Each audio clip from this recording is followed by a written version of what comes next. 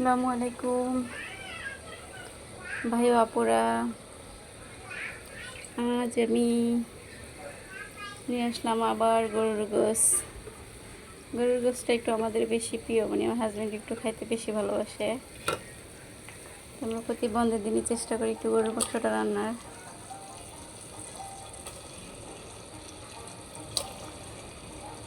আর যেহেতু মে দিবস, শ্রমিক দিবস, তাই বাসায় আছে, তাই আমি গরুর মাংস পাক করতেছি আর পোলাও পাক করব। আর ও পোলার সাথে আলু ভাজি খাইতে পছন্দ করে।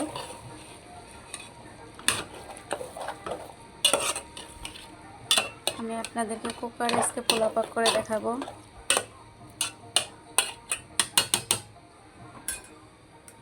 এই যে আমি আলু ভাজি বানিয়ে নিয়েছি। আলুটাকে একটু বেশি করে তেল দিয়ে এভাবে ভাজা ভাজা করে, এটা পোলাওর সাথে আর প্রিয় খুব। তাই আমি যখনই পোলাও রান্না করি ও বলে আমার জন্য একটু আলু ভাজি করবা। তা আলু ভাজি করেছি। কুকারে এবার পোলাও বসিয়ে দিব।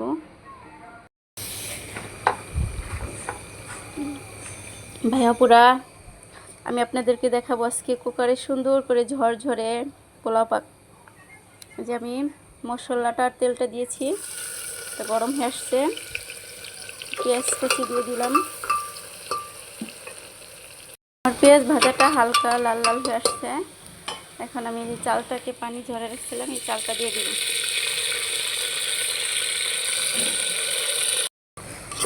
চালটা আমি সামান্য ভেজে নিয়েছি। নেওয়ার পরে একটু রসুন বাটা, আদা বাটা অ্যাড করে দিলাম। আমি আগে চালটা ভেজে নিচ্ছি, নাহলে এটা মশলাটা আগে দিলে একটু লাগতে চায়। আমি পানি অ্যাড করব। এটাতে আমি সবসময় 1 কেজিতে 1.5 কেজি পানি মাইপে দিই, কখনো কম হয় না বেশি হয় না।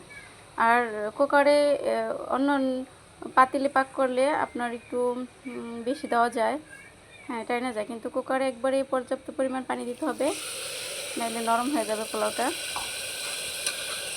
আর পানিটা আগে থেকে গরম করে রাখছি। একবারে ঝরঝরে এবং সফট হবে পোলাওটা, এই জন্য কুকারে পোলাও পছন্দ করেও, অনেক সফট হয় পোলাওটা, সুন্দর হয়। আর মাংস পাক করলে মশলা ঢোকে না কুকারে, এই জন্য আমি মাংসটা কখনই কুকারে পাক করি না। পোলাওটা পাক করি, বিরিয়ানি পাক করি, খিচুড়ি পাক করি।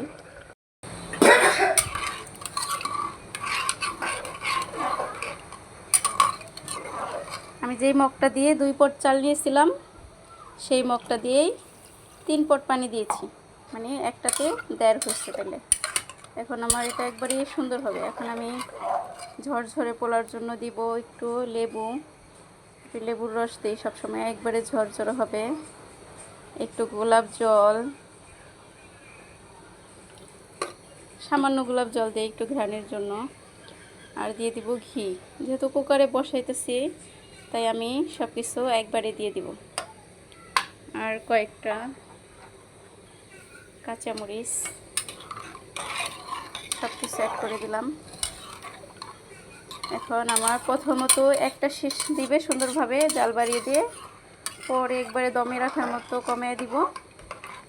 কমিয়ে দিলে আরেকটা শীষ দেওয়ার সাথে সাথে নামিয়ে নেব। আমি একটু প্যাকেটের একটু দুধ দিয়ে দিব।